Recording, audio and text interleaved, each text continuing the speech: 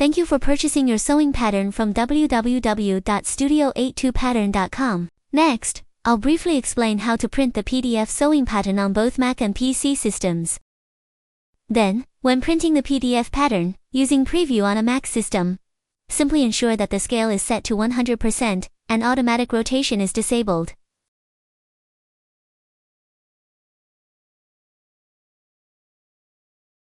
If using Adobe Reader to print on a Mac system, simply ensure to select the corresponding paper size A4.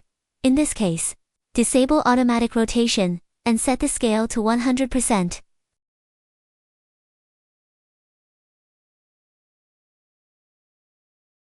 The same settings apply when printing on a PC system. Ensure automatic rotation is disabled, and the scale is set to 100%. If you carefully observe the 4 gray areas at the edges pointed to by the red arrows in the thumbnail on the right, these are actually the machine's default non-removable physical margins.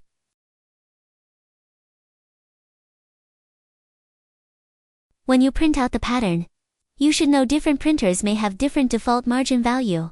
The difference may vary from 1 mm to 5 mm. It is not possible to remove the predefined physical margin reserved for the printer. The physical margin value is a fixed thing associated with certain type of printers. It can't be removed. So, the easiest way to assemble the pattern is to use the PDF file with margin 0 mm. Just put the paper edge by edge. But please be aware that the lines of the pattern are not totally printed out on the edges, due to the printer's physical margin. When you assemble the papers together, make sure the lines on 2 papers go along with each other on the projected curves. Do not directly abut the lines together, you may lose the length. You may also draw the missing parts of the lines by yourself, as long as it goes with projection of curves, or you can save the time, just draw the line in your mind.